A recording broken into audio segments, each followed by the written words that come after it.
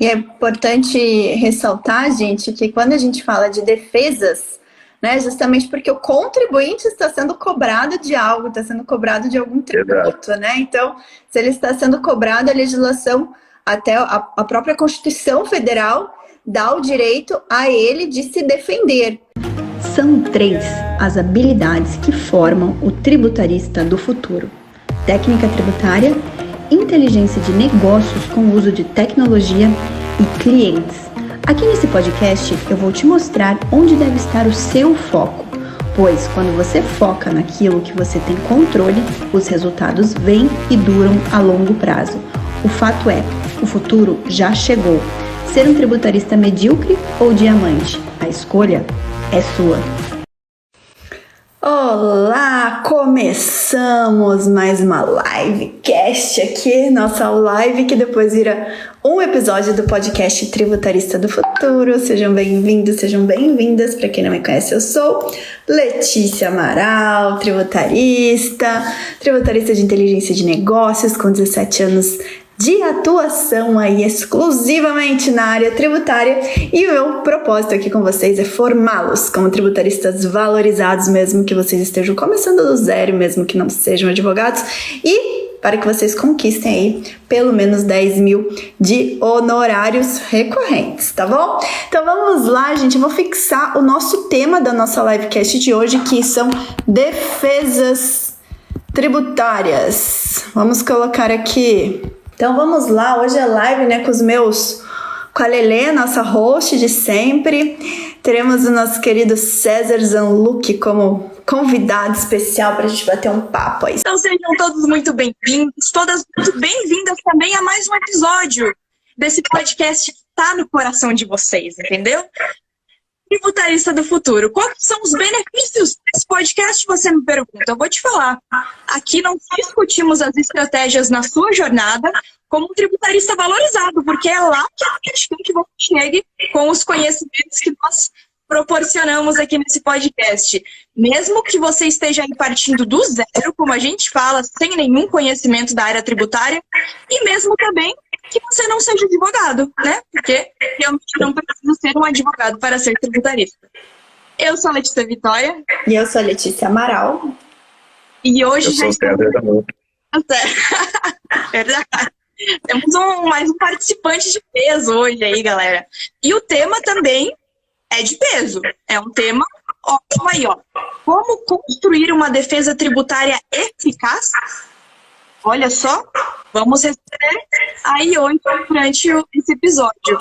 E vamos começar apresentando o nosso querido convidado. Hoje é ele, né? Semana passada foi uma convidada, hoje temos um convidado. E como eu sempre falo, vocês já estão acostumados com o melhor, com os mais brilhantes. E hoje não vai ser diferente. Trouxemos outro profissional aí, brilhantíssimo. Ele que também é advogado tributarista, mestre aí em direito tributário. Ele advoga bastante e fala sobre ele voltar da área empresarial, do carro-chefe dele, e também, como nossa querida Letícia Amaral, ele também é professor e palestrante. Olha só que legal. E ainda ele é coordenador da ESA. Depois eu quero que você fale um pouquinho pra gente do que é essa ESA. Mas, assim, vocês pensam, olha que convidado de peso. Será que ele tem algum defeito? Vou ter que dizer para vocês que, infelizmente, ele é palmeirense, gente. Infelizmente, que eu sou corintiana, César. Ele é o César Zanluc. Ô, César, caiu ali um pouquinho? Você tá escutando bem a gente?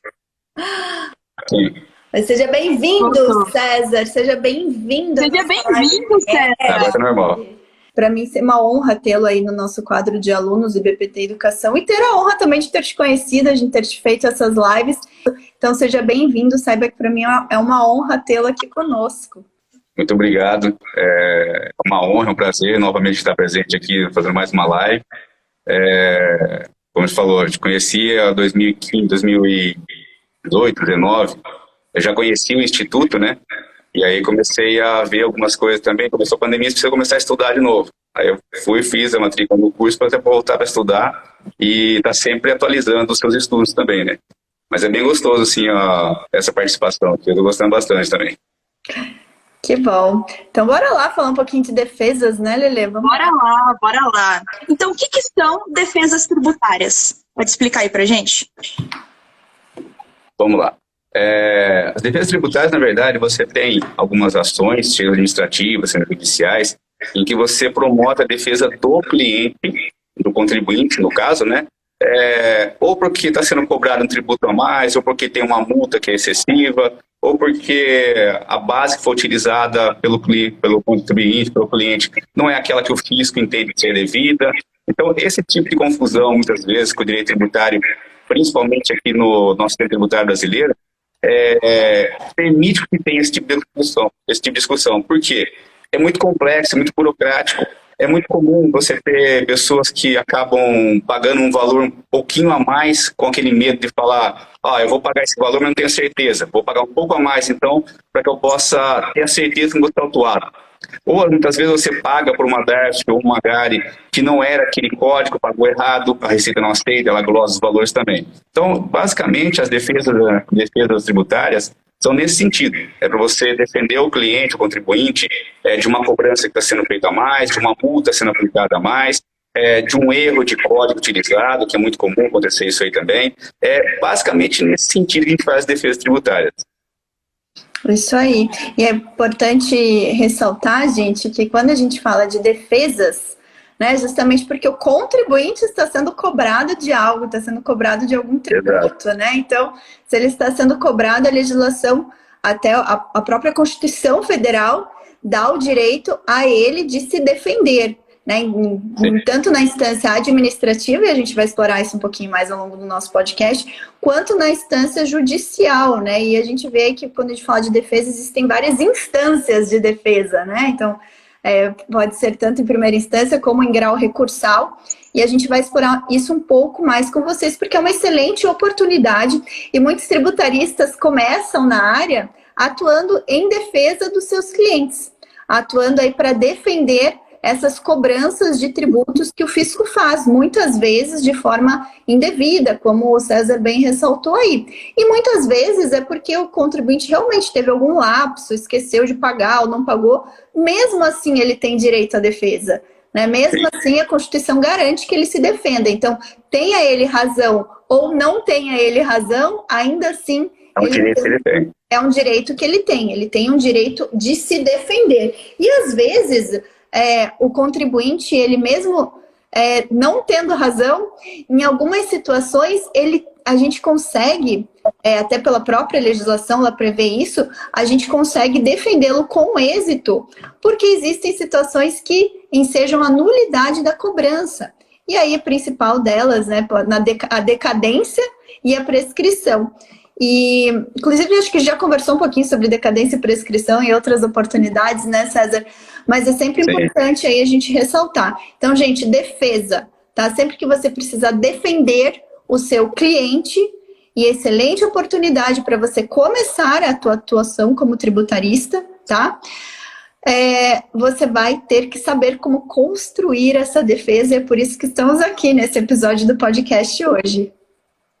Então, bora lá, gente. O pessoal agora já sabe o conceito básico aí do que são essas defesas tributárias, mas tenho que admitir, quando esse tema chegou para mim, não sei se tu sabe, César, eu sou do marketing, né? Então, eu sei ali uns conceitos básicos, né, do tributário, me veio defesas tributárias e logo me veio a palavra advogados, advogar, defesa, defender. Então, fala pra gente, quais defesas tributárias privativas dos advogados tributaristas e como que um tributarista não advogado, porque é uma coisa que a gente defende, né? Até no começo ali eu falei que você não precisa ser um advogado para ser um tributarista. Então, esse pessoal aí que não se encaixa como advogados nem advogadas, como eles podem prestar esses serviços aí relacionados à defesa? Conta um pouquinho pra gente. Vamos lá. Deixa eu só fazer uma base primeiro, com relação ao processo judicial e processo administrativo. O processo judicial é mais amplo, então você tem a possibilidade de fazer a apresentação de cálculos novos, planilhas novas, documentação nova, inclusive alegações de inconstitucionalidade e ilegalidade. Então a parte judicial ela é mais ampla a sua defesa. A administrativa é um pouco mais restrita, mas mesmo sendo restrita, ela é restrita na questão do direito em si. Por quê? eu preciso ter cuidado na administrativa de não tentar ali me defender que a lei é inconstitucional, que a lei é ilegal, se ela não tiver já uma decisão no judiciário vinculante, que aí não vai vincular a administração pública, eu não é obrigado a cumprir. Como eu estava falando, se a lei não foi julgada inconstitucional, não foi julgada ilegal, ela está publicada, ela tem a presunção de constitucionalidade e legalidade, portanto tem que cumprir. Então não adianta eu alegar isso na administração. Fica falando, olha, eu entendo que é inconstitucional, tem até decisões de jurisprudência que é inconstitucional, mas não tem força vinculante, não é com repercussão geral, não é repetitivo, então a administração não é obrigada a cumprir. Então esse tipo de argumento no administrativo não adianta. Só que o argumento de que a base de cálculo é errada, a alíquota que foi aplicada é errada, prescrição e decadência, isso sim você consegue se defender. Só para fazer isso, não há necessidade de ser advogado. Na área administrativa, pode atuar tanto advogado como não advogado. Não em todos os momentos que você vai poder trabalhar sozinho, sem um advogado, mas, em geral, você pode, tanto no contencioso administrativo federal, estadual e municipal, você consegue se defender sem ser um advogado. Mas veja, tendo cuidado de trabalhar com uma base de defesa em cima dos cálculos. E para isso tem que ter muito conhecimento, e aí que eu indico cursos de contabilidade, cursos específicos de áreas tributárias, específicos de alguns tributos, para que você possa fazer uma defesa muito boa com aquilo que você tem em mãos, que é o quê? A planilha que eu vou montar agora vai demonstrar exatamente que o que está sendo cobrado não é o que eu devo. O que eu vou mostrar agora com a documentação e mais a legislação vai demonstrar que o Estado utilizou uma base de cálculo maior do que aquela devida, que o código que eu estou utilizando é o código devido. E isso não é necessidade de advogado fazer. Por isso, no contencioso administrativo, há a possibilidade, sim, da pessoa que não é advogado também defender, sim, seus interesses. Isso aí. Então, ó, gente, vamos deixar bem claro aqui, né? Quando a gente fala de defesa tributária, a gente vamos separar em duas vou dizer, não sei se instância seria a palavra correta, né? Mas em dois momentos. O momento em que essa defesa ela se constrói administrativamente, sem necessidade de ir ao Poder Judiciário, e o momento que ela passa para o Poder Judiciário. Então, quando a gente fala de processo tributário, ele começa, né? Esse processo tributário ele começa com a emissão de um auto de infração pelo fisco. Então, o fisco emite um auto de infração. Nesse auto de infração, ele faz o lançamento do tributo e impõe uma multa ao contribuinte. Uma vez que o contribuinte receba esse auto de infração, ele tem ali, pela legislação, o direito de se defender na esfera administrativa. E a partir do momento que ele se defende, inicia-se o contencioso administrativo, inicia-se essa contenda, né, esse litígio entre fisco e contribuinte na esfera administrativa. Nesse momento, como o César frisou ali, não é necessária a atuação de um tributarista, de um advogado tributarista necessariamente, tá? Não é uma função privativa do advogado. Nesse momento, se você é tributarista, se você detém o conhecimento da área tributária, se você estudou o processo administrativo, se você sabe analisar aquele auto de infração e formular ali uma linha argumentativa de defesa, você pode sim fazer aquela defesa e ser o responsável pela condução daquele processo administrativo em todas as suas instâncias. Não é necessário em nenhuma fase da instância administrativa a presença de um advogado, ok? Então, isso não é privativo do advogado tributarista. O que é privativo do advogado tributarista? A partir do momento em que aquela dívida tributária, ela passa a estar inscrita em dívida ativa, tá? Então, ela passa para uma certidão dividativa e com essa certidão dividativa, a Procuradoria entra com um processo de execução fiscal. Então, para defender o cliente que é citado numa execução fiscal, para que ele tenha a defesa dos seus direitos garantida, ele precisa contratar um advogado tributarista. Aí é obrigatória a presença de um advogado tributarista, tá? Mas mesmo que o cliente tenha recebido ali uma certidão de dividativa antes da entrada na execução fiscal, ou mesmo depois da entrada em execução fiscal, ainda assim o tributarista não advogado pode analisar, verificar se existe algum vício, alguma nulidade e requisitar ainda na esfera administrativa, contudo, perante a Procuradoria, um pedido de revisão daquela dívida, daquela inscrição de dívida ativa. Tá? No âmbito federal, para os tributos federais, existe lá todo um procedimento que é chamado PRDI, que é o processo de revisão da dívida ativa, ou da inscrição de dívida ativa, e aí você também não precisa ser. Então, assim, fase administrativa, você pode ser um tributarista não advogado e atuar e ser contratado para promover a defesa. Você, claro, você vai ser contratado a partir do momento que você tem a qualificação técnica para tanto, né?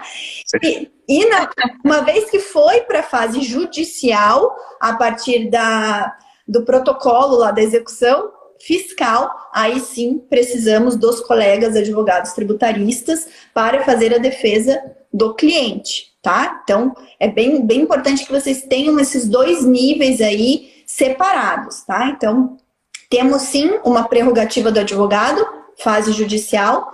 O tributarista no advogado pode auxiliar o advogado? Pode, às vezes ele detém um conhecimento muito bom em cálculo, pode servir como assistente técnico, né, da perícia, porque na fase de execução é muito comum fazer perícia dos cálculos. Então, pode haver um trabalho conjunto? Pode, sem sombra de dúvidas, mas a defesa em si, quem vai conduzir a defesa é um advogado tributarista. E é aí que entra algo que a gente sempre coloca muito na tecla, né? Incentiva bastante os alunos aqui, né, Lei César? Que são as parcerias, porque é aquele ditado, né? Se você quer ir rápido, vá sozinho, mas se você quer ir longe, vá acompanhado, né? Então, as parcerias estratégicas, elas vão entrar bem nessa questão, né?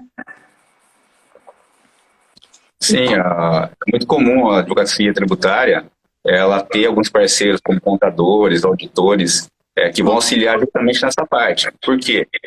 É muito difícil você conseguir abranger todas as áreas, principalmente na área tributária, mesmo porque você tem instâncias federal, estadual e municipal. E aí você tem, cada município tem a sua legislação, por mais que o grosso seja muito parecido, você tem algumas particularidades. E essas particularidades não tem como você saber tudo. Então, ou você vai focar na área judicial e ser muito bom naquilo, e aí a parte técnica, fazer parcerias para que você possa ter embasamento, para que você possa fazer uma boa defesa, ou você vai acabar tentando fazer de tudo e não vai fazer bem feito nada.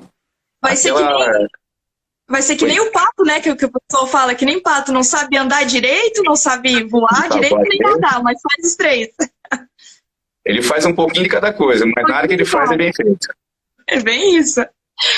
Mas até como a Lê puxou ali, eu achei interessante, né, gente? Porque não é só porque você sabe prestar o serviço que você vai ser contratado. Você tem que prestar o serviço muito bem, né? E sim, nas defesas você tem que saber construir bons argumentos. É essencial, primordial você saber ter bons argumentos para o seu cliente ter êxito. Então, César, fala um pouquinho mais pra gente os principais pontos aí que os nossos alunos, o pessoal aí pode construir para formar bons argumentos e no final ele ter êxito, né?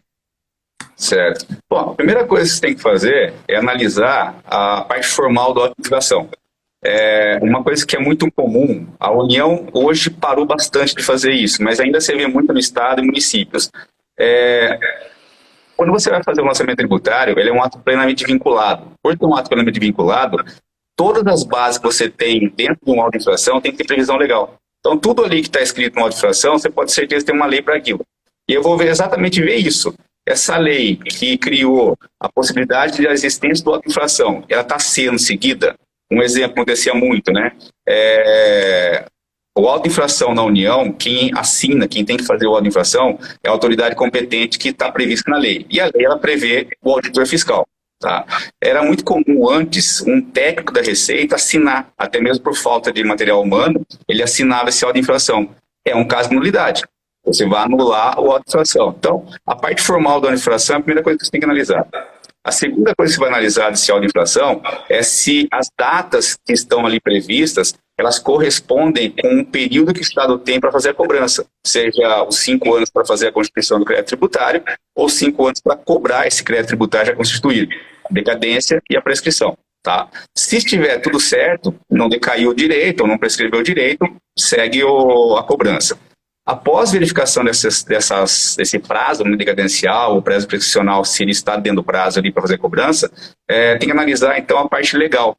Essa legislação que está sendo aplicada, ela respeita a hierarquia colocada pelo sistema tributário. Você tem as normas complementares, as normas ordinárias, os decretos que servem apenas para fazer a regulamentação das leis já postas. Ele não pode criar direito novo, ele não é uma lei, é um ato administrativo normativo, então não poderia criar lei novas, tá? Ou obrigações novas, deveres novos. Então, tudo isso também você tem que analisar antes de você aprofundar um pouco mais o rol de infração e verificar o quê? Se aquele valor que está sendo cobrado é realmente devido. E aí, a hora que chega nessa parte, você vai olhar o quê? As notas fiscais que estão aqui como base de cálculo. Realmente, as notas fiscais que estão representadas ali, às vezes eu tenho uma nota fiscal que vai ser a base de cálculo para um ICMS de 100 mil e o Estado está calculando em cima de 150 mil.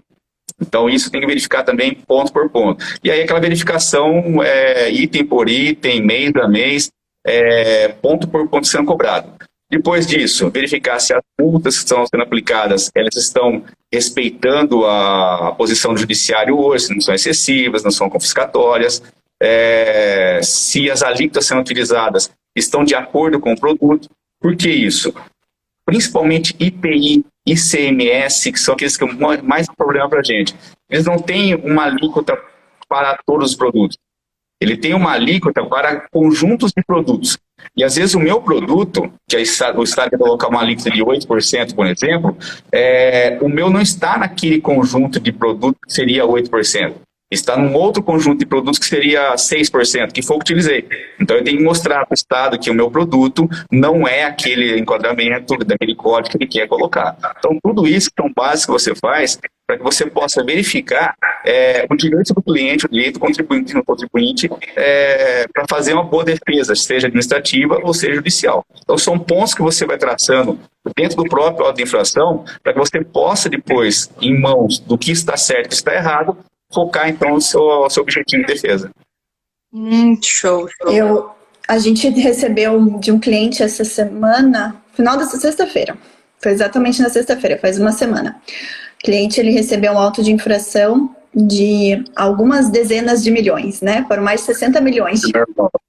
Mas e auto de infração que dói. E deixa eu falar uma coisa para vocês, né? Estamos em dezembro. A melhor época para os clientes receberem autos de infração é justamente essa, né? Porque está chegando no fim do ano, está vencendo o prazo ali para o agente fiscal fazer o lançamento, né? Porque vira o ano, daí perde algum período ali pela decadência.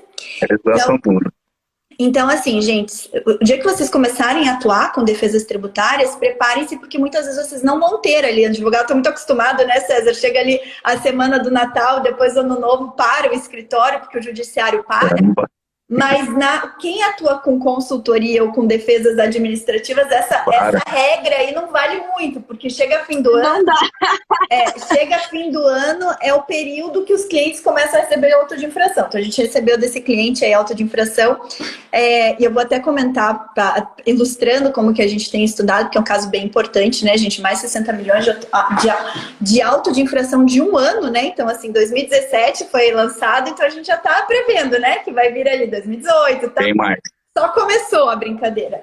Então, só começou a brincadeira. Então, a gente já fez várias reuniões essa semana com o cliente, mas o primeiro ponto melhor período para o cliente receber auto de infração é esse, dezembro. Chega ali, começo de dezembro, os agentes fiscais começam a trabalhar pra caramba. Recebemos hoje outro cliente com auto de infração de ITBI. Então, prefeituras, a mesma coisa. ITBI, pela integralização de imóveis, o patrimônio da pessoa física para a pessoa jurídica. Questão das holdings, também as prefeituras estão amando fazer esses autos de infração e não respeitar a imunidade do ITBI, fazer auto de infração.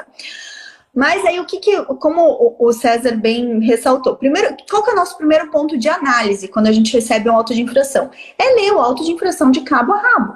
Claro que a gente sempre vai ali ler, quando é um auto de infração federal, ele vem com o termo de verificação fiscal. Então, é todo o relato do auditor, né? Por que ele começou a fiscalização, o que ele levantou, o cálculo que ele fez, por que ele chegou naquela conclusão.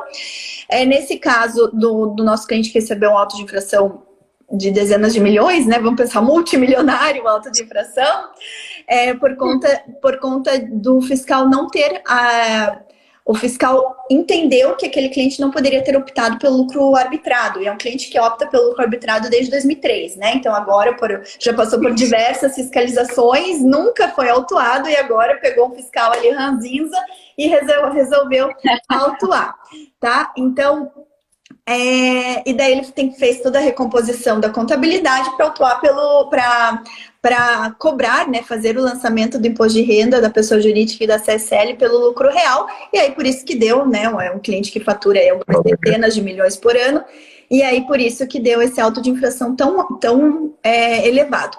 Então, a gente analisando, primeiro ponto, a gente leu de cabo a rabo, pegamos a jurisprudência que ele cita ali no termo de verificação fiscal, que no entendimento dele o contribuinte não poderia ter optado pelo lucro arbitrado, olhamos toda a legislação e olhamos detalhes, né? Detalhes até do momento da fiscalização. Então, por exemplo, nesse caso, o fiscal ele começou a autuar, ele começou a fiscalizar a pessoa física. Então, ele começou a fiscalizar imposto de renda retido na fonte, né, das pessoas físicas. E o mandado de procedimento fiscal foi para isso e depois culminou ali num auto de infração de imposto de renda pessoa jurídica e CSL.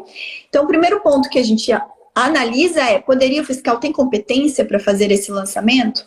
É o primeiro ponto que a gente analisa. Ele pode fazer esse tipo de lançamento?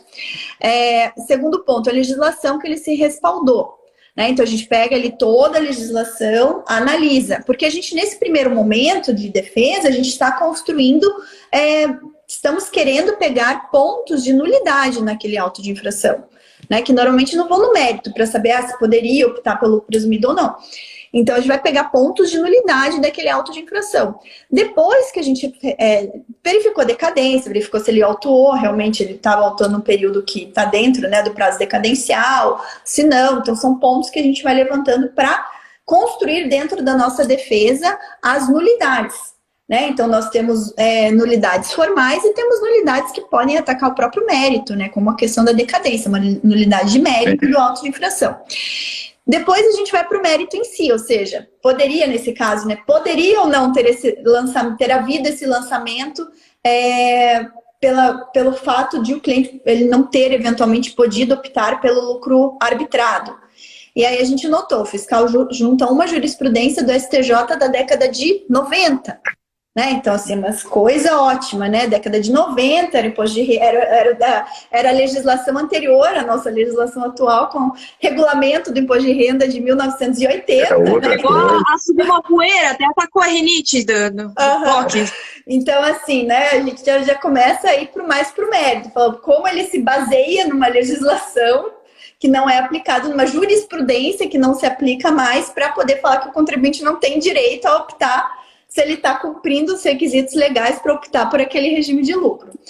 E assim a gente vai construindo. Então, assim, normalmente quando a gente constrói uma defesa administrativa, a gente vai para as questões de mérito que sejam da forma, né, anulidades formais, então pega lá toda a legislação, nesse caso é o decreto 7235, que traz todos os requisitos que devem conter um auto de infração. Depois a gente vai para as nulidades de mérito, normalmente levantar se tem uma decadência ou não, e depois a gente vai para o mérito, para ver se efetivamente o fiscal poderia ter autuado ou não. Dentro do mérito, a gente vai questionar cálculo, porque também, né, ele está calculando, a gente tem que fazer uma revisão do cálculo, para ver se existe uma irregularidade até no cálculo. E, por fim, a multa. Né? Como o César falou, por fim, a multa. Ele está lançando... E uma questão bem importante muitos autos de infração, principalmente em tributos federais, tá? Eles vêm junto com um lançamento de uma multa qualificada. E quando existe uma multa qualificada de 150%, o que acompanha o auto de infração? Uma representação fiscal para fins penais. Porque o agente fiscal entendeu que houve um crime contra a ordem tributária. Então, muitas vezes, dentro da nossa defesa, quando acontece isso, é um ponto fundamental atacar essa multa qualificada. Porque muitas vezes o fiscal entende que o contribuinte, ele... às vezes nós mesmos orientamos ele a seguir um planejamento tributário, e nós aqui sempre estamos falando de governança tributária, levantamento dos riscos, pareceres que autorizam fazer aquele planejamento tributário, propósito específico, propósito negocial, tudo. E mesmo assim o fiscal vai lá e entende que não poderia, que foi um planejamento tributário abusivo e foi com o intuito de fraudar o fisco e lança uma multa qualificada. Então, muitas vezes a gente consegue derrubar essa multa qualificada, inclusive, né? Então, às vezes você consegue reduzir substancialmente o valor do auto de infração porque você reduz a multa de 150% para 75%. Tá? Então, assim, peguem esse passo a passo para a construção das defesas administrativas. Lembrando, gente, que dependendo do tipo do tributo, você vai ter que olhar a legislação do processo administrativo correspondente. Se é tributo federal, é o decreto 70235, mas se é estadual, se é municipal, você tem que ver o Código Tributário do Estado, o Código Tributário do município, que normalmente trazem os requisitos para defesas em autos de infração, tá? Inclusive os requisitos do auto de infração em si. Então, leve em consideração esse passo a passo aí na hora de construir as defesas. E um ponto fundamental, quando a gente está falando de processo administrativo, é a questão da perícia, tá? Então, a perícia no processo administrativo é fundamental. E quando a gente está falando de tributo federal, você já tem que colocar ali no momento da sua defesa que é uma perícia. E se você quer uma perícia de cálculo, você tem que indicar, inclusive, os quesitos dessa perícia, quem vai ser o assistente, que vai, né, o assistente que vai auxiliar, né, vai ali auxiliar essa perícia. Então, atente-se a isso também na hora de construir as defesas, tá? Falando das defesas administrativas. Mas, gente, outra coisa que não está aqui no roteiro, mas eu sei que o Brasil quer saber, os nossos ouvintes aqui tributaristas querem saber, e eu também fiquei curiosa. Como que vocês cobram os honorários desse serviço? Por êxito? Dá para fazer alguma coisa, um honorário mensal? Conta um pouquinho para a gente aí sobre essa questão. A questão da cobrança dos honorários, acho que é bem particular. Então, não tem uma regra básica para você seguir. Depende muito do escritório, depende muito da atuação que você vai ter que ser feita. Cada escritório tem cobrado de uma forma diferente. Eu vou falar particularmente o nosso escritório, o que a gente faz. Nós cobramos uma porcentagem do valor que está sendo cobrado, mas o valor, uma parte de início, e o restante da porcentagem cobra sobre o êxito. Então, vamos um exemplo, a gente cobra 15% fazendo defesa, 20% fazendo defesa, 5%, 10% a gente cobra de início pelo trabalho que vai ter sido feito, e depois o restante, os outros 10%, 15% seria no êxito, o que você conseguir anular do débito, se conseguir retirar do valor total do débito. Tem também as possibilidades, tem aqueles clientes que já contratam você para trabalhar por mês.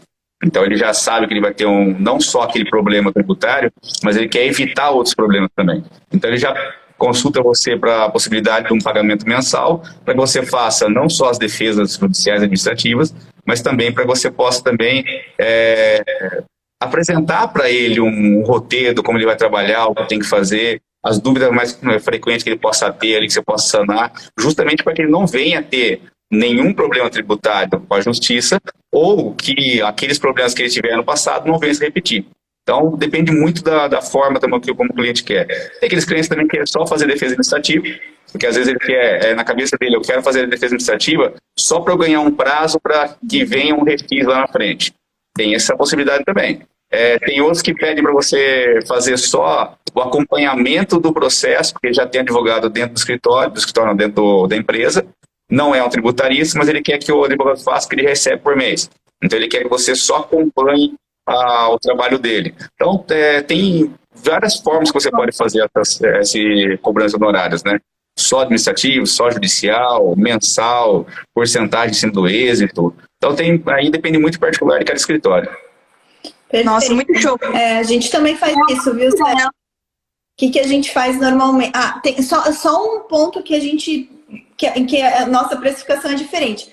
Quando o auto de infração decorre de um planejamento tributário que a gente tenha sugerido ao cliente, ou quando decorre de uma recuperação tributária que a gente tenha feito, normalmente a gente não cobra honorários, porque está dentro do nosso contrato, a gente reparte esse risco com o cliente. Se a gente está sugerindo, a gente já cobrou honorários antes, já cobrou honorário no momento do planejamento ou no momento da recuperação tributária, mas depois, caso o cliente sofra alguma fiscalização, algum auto de infração, a gente garante em contrato que a gente vai acompanhar desde a fase de fiscalização até a fase judicial, né? No nosso caso, que somos advogados, a gente inclui no contrato toda a fase judicial também.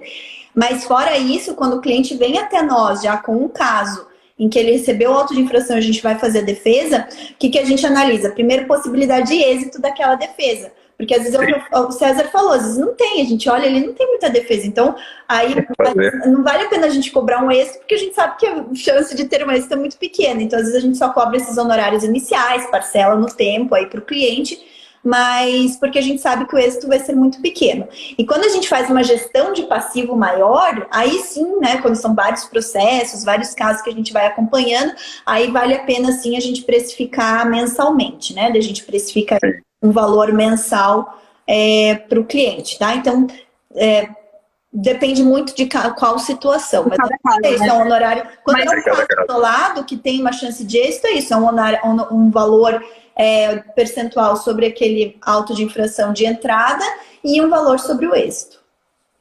E é muito legal a gente ter falado sobre isso, porque os nossos alunos, particularmente, eles têm muita dúvida nessa hora de precificar, né? Porque você está sempre ali aprendendo como prestar o serviço, e agora como que eu vou precificar, né? É legal saber que... exatamente. É legal saber que depende de cada situação. E também é um aviso, né, para os nossos queridos diamantes aí, alunos que já estão prestando esse serviço, essas defesas tributárias. Se você consegue ali uma confiança do cliente ou até um cliente que quer te pagar mensal, é uma ótima oportunidade para oferecer talvez ali um planejamento tributário, um compliance, fazer uma vez cliente, sempre cliente, né, o lifetime value. Ótimas oportunidades aí desse serviço. Sim, e a gente vê, né, que às vezes a gente está fazendo um trabalho para um cliente e surge aí, no meio do caminho, ele recebe um auto de infração e se a gente já está prestando algum serviço para ele, é muito natural que ele venha solicitar para a gente uma proposta de serviços também para auxiliá-lo na defesa. É oportunidade, ele diz, olha aqui, ó, entendeu como é que se alinhar, fazer uma conformidade na tua empresa te dá lucro? Então, vem cá, deixa eu te falar dos meus outros serviços. Até eu tive um caso que aconteceu essa semana ainda. Eu estou com um processo com esse cliente aqui. Ele contratou o escritório só para fazer um processo de recuperação de tributo, essa tese do ICMS na base de cálculo PIS/COFINS. Já finalizou o processo, tudo lá, só que acontece. Eles tiveram um problema muito sério, porque eles não têm uma assessoria mensal. E eu também não sabia disso. Não tem assessoria, não tem uma assessoria nem jurídica, nem contábil. Então, tudo é feito dentro da empresa. Só que a empresa, ela tem um volume muito grande, foi crescendo cada vez mais, ela começou em 2012, 2012 ela começou, e foi crescendo. E hoje está uma empresa muito grande, só para você ter uma ideia, ela não consegue fazer a apresentação de imposto de renda dela por lucro presumido, porque ela passa do limite, então já é uma empresa que tem um volume muito grande. Sim, só que não tem nada de documentação fiscal. Eles pagam a tributação, mas não apresentam declarações. Ou seja, estou pagando, mas não estou declarando o que eu estou fazendo. Tá? Isso desde que começou a empresa pequena, eles seguem o mesmo ritmo hoje, de uma empresa que já é grande. Então, não tem como se fazer isso. E aí acabaram que elas foram colocadas como inapta por falta de apresentação de declarações. Ele já tinha um processo comigo, que era essa recuperação, e aí ele me ligou para ver o que dá para ser feito.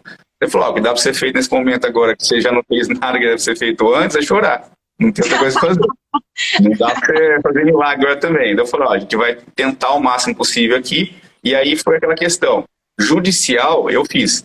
Administrativo, eu sentei com um contador de confiança aqui do escritório, que é um parceiro nosso aqui já de tempo, e vamos agora trabalhar a base, apresentar as declarações o mais rápido possível e tentar resolver essa questão administrativa. Por quê? No judicial, já falaram para ele, a gente vai tentar, mas dar um ponto de faca. A gente não vai conseguir fazer uma reversão aqui, porque você está totalmente fora do enquadramento legal aqui.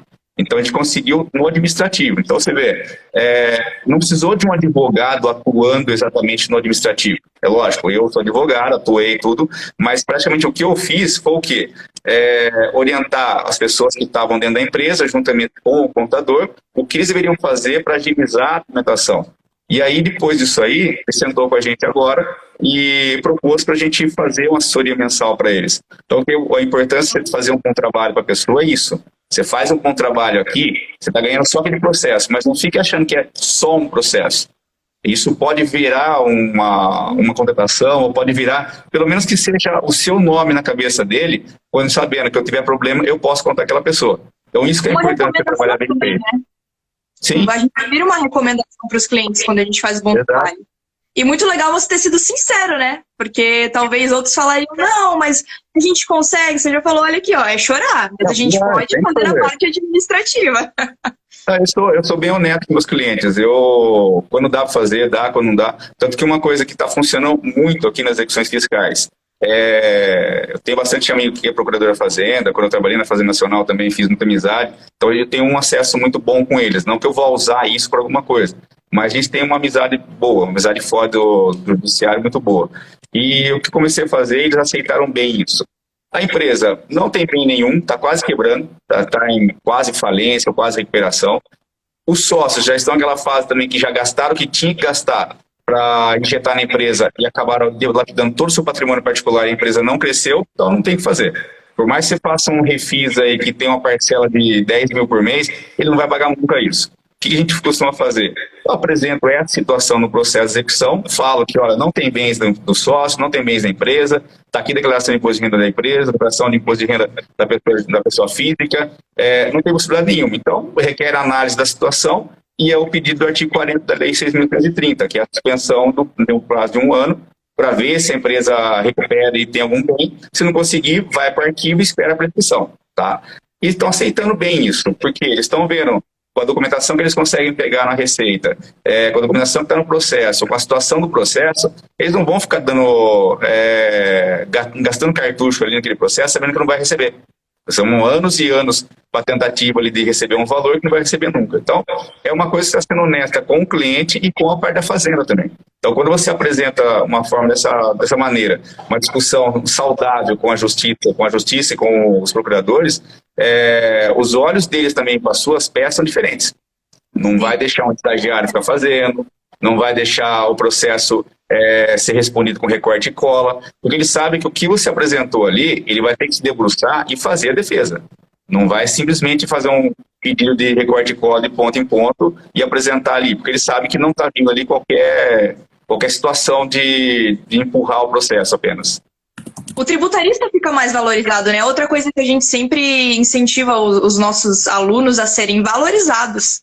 Então, isso realmente ajuda pra caramba aí, né? Mas então, para esse pessoal que gostou muito do assunto, mas quer evoluir, quer aprender mais, como é que a gente faz essa parte dos estudos? Vocês têm algumas dicas aí pro pessoal?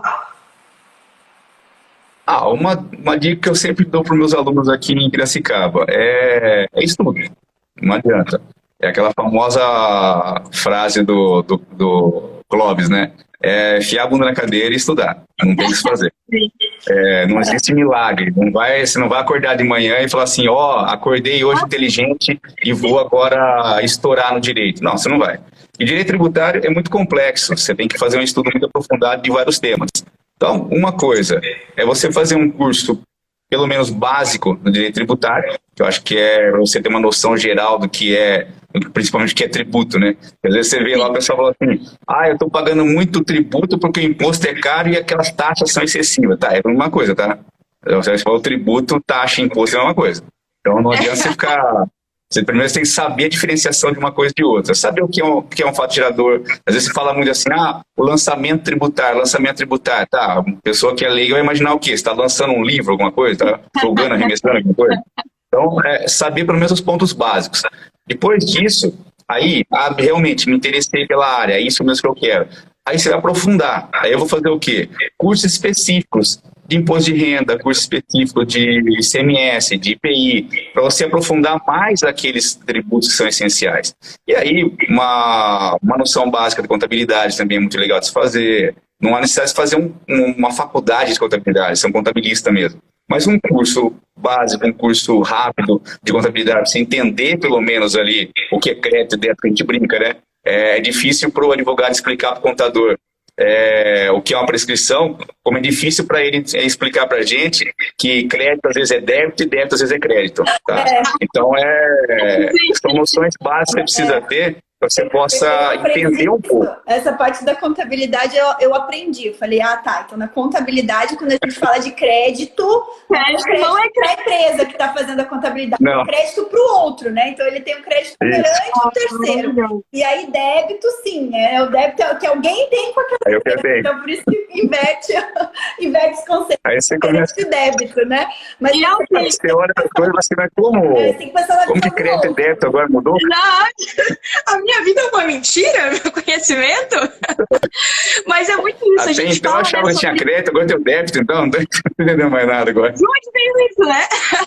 Mas é uma coisa que a gente fala sobre a profissão de ser um tributarista. Ser um tributarista, a profissão, não é advogado, não é contador, não é fiscal. Ela é tudo misturado. Então, mesmo que você não precise ser um advogado, como a gente sempre fala, não precise ser um contador, as noções básicas disso envolvem o trabalho do tributarista, né? Vai cair ele no dia a dia, não tem jeito. Sim. Olha só, gente, quando a gente fala de formação de tributarista, e o nosso propósito aqui é formar tributarista, a gente está envolvendo tudo isso. Para fazer uma boa defesa tributária, você precisa, antes de tudo, ser um tributarista. Né? Então, por mais que não precise ser advogado, você precisa ser um tributarista. Né? Não é um contador que vai pegar e vai fazer uma defesa e acha que vai fazer a defesa. Não, você precisa ser um tributarista. Por isso que a gente forma o tributarista. O que é o formar o tributarista? É ensinar desde o beabá do direito tributário, ensinar como que é o sistema tributário nacional, como que se dá a incidência dos tributos, o beabá, né? O beabá, ensinar contabilidade tributária, porque para você ser tributarista, você precisa saber de contabilidade tributária.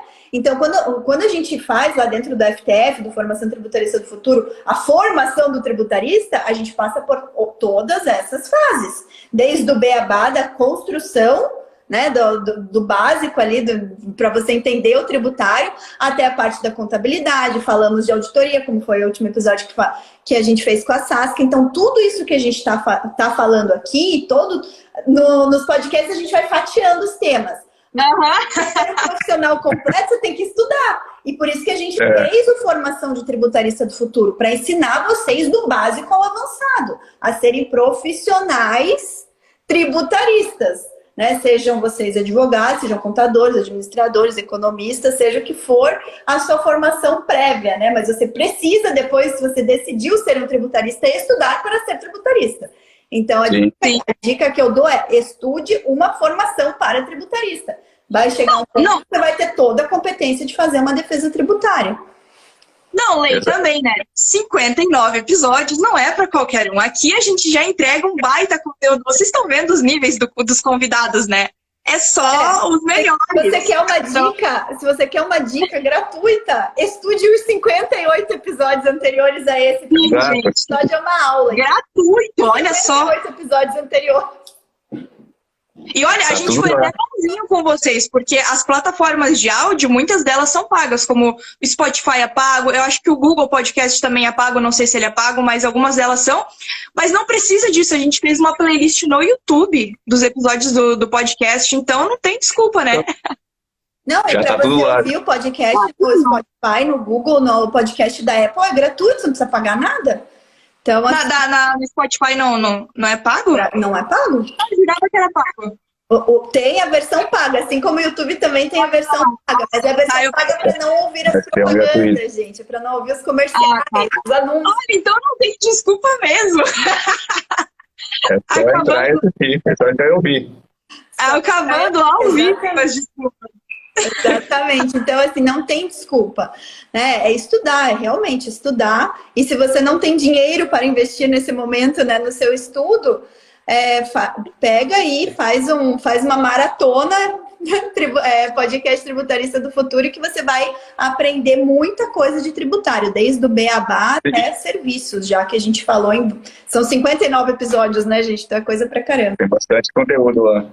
E olha só, até ela falou ali se você não tem dinheiro agora, mas assim, agora por enquanto a gente tá aqui na nossa, quietinhos, mas quando abrirem as vagas do Formação de Tributarista do Futuro, você já pode ir economizando ali, fazendo uma poupancinha, porque não é, a gente sempre fala que não é gasto, né? É investimento para o seu futuro. É uma carreira que É você vai sempre ter. investimento. Educação nunca é gasto, é sempre investimento. Exatamente. E assim, é mesmo nós, né, César, você pode falar, mesmo nós com anos de experiência, a gente continua estudando, a gente não para de estudar nunca, a gente continua investindo em conhecimento. Sim.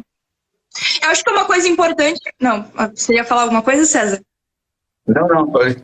Eu pensei que tinha metido ali. Mas é uma coisa importante da gente destacar isso, né? Porque algumas pessoas podem pensar que não só essa profissão de tributarista, mas todas as outras, né? Mas agora falando sobre ser tributarista, não tem uma chegada. Assim, eu vou aprender isso, e aí eu tô formado para sempre.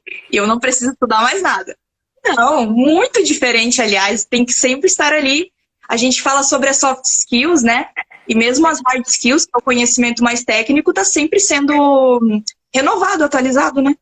Exatamente. E as leis mudam, né? No nosso caso do tributário, Mudam. as leis mudam, então a gente tem que acompanhar. Mudam. As leis mudam, o entendimento dos tribunais mudam, então a gente tem que ficar acompanhando sempre. Não tem jeito. Sim. É muito comum o pessoal também falar assim, eu não vou fazer curso porque eu já me formei, já estou trabalhando. Eu acho que é humilhante para mim sentar numa cadeira e ter aula de novo, tá? É humilhante você ficar parado, quem fica parado é poste. Então não adianta você ficar achando que vai cair do céu as coisas. Tem que ir atrás, tem que estudar. Eu tenho 21 anos de advocacia tributária, 5 anos eu fiquei dentro da Fazenda Nacional. E não parei com isso, eu continuei estudando, até hoje estudando. No ano passado eu fiz o curso com a Letícia, esse ano eu vou fazer um outro curso, provavelmente vou fazer um pós-doc para o ano que vem. Então você não pode ficar parado, você tem que estar sempre atualizando. E principalmente porque a nossa área, não só a área tributária muda, mas o direito muda muito, mas a área tributária ela muda com uma velocidade muito maior. Então se você ficar parado e não evoluir, não for atrás das coisas, vai ficar parando, vai ficar ficando no tempo. Uma coisa que eu estou, hoje, que eu estou começando a estudar, começando a me aprofundar um pouco mais, até estou para lançar um artigo já, que é a arbitragem fiscal. Em Portugal já tem. Aqui no Brasil está começando ainda. Começando porque tem um projeto na PL no Senado que não tem nada a ver com arbitragem, ela está falando de uma outra coisa, está falando do processo de execução fiscal administrativo e citou um artigo lá de arbitragem, então criou-se aquela ideia da arbitragem. Mas é coisa nova aqui no Brasil ainda, é coisa que poucas pessoas estão falando sobre isso e é coisa que a gente vai ter que estudar. Não adianta, porque é uma evolução do judiciário, retirar os processos do judiciário. Então essa que vai ser a evolução, deixar ali só o essencial para o judiciário, como é em alguns países como Estados Unidos, que a Suprema Corte lá teve, até eu brinquei um dia, né? Um gabinete aqui no STF recebeu mais 300 processos em um mês. A Corte Americana, em 2016, recebeu 56 processos no ano. Essa que é a função de uma Corte Suprema, né? Não é para decidir qualquer coisa lá, é decidir casos essenciais. Então, a ideia é essa. E a arbitragem é uma forma, é uma maneira de você ter uma resolução de controvérsias sem utilizar o judiciário. E é possível? Sim, mas desde que se faça uma coisa muito bem elaborada, muito bem feita. E a hora que vier, vai ter que começar a estudar ou já começar a estudar desde agora. Então não adianta. Vai ficar esperando o que acontecer? Exatamente. A arbitragem em Portugal já existe há alguns anos, né? Eu tenho aqui. Já.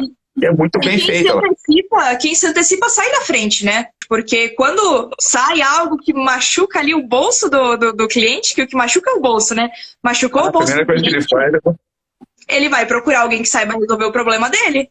E quando é uma questão nova, quem está preparado já tem uma vantagem aí, né? Isso aí. Não, isso aí. Olha, esse tema, assim, se a gente for pensar em tema do contencioso, né? Hoje é um dos maiores desafios, até o Conselho Nacional da Justiça está se debruçando para ver formas de reduzir esse nosso contencioso geral, né? E o tributário, principalmente de execução fiscal, é relevantíssimo, né? É muita coisa. O contencioso mais relevante que tem hoje no Poder Judiciário é de execução fiscal.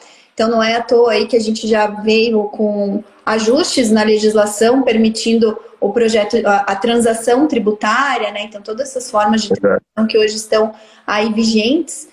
também vem nessa pegada de redução do contencioso, do volume do contencioso judicial, e outros estudos estão sendo feitos, né?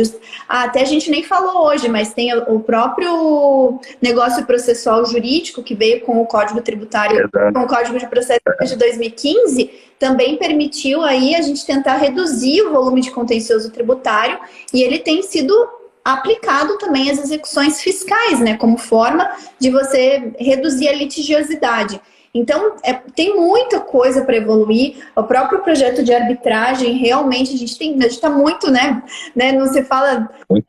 Existe muito, o que podemos, né, arbitrar? Será que a arbitragem na área tributária é permitida ou não? Enfim, mas tem muito a evoluir. Então, assim, pessoal... Pensem que existe um campo muito grande de atuação quando a gente fala de contencioso tributário. A gente trouxe, assim, só uma pinceladinha. Só uma pontinha só da ideia.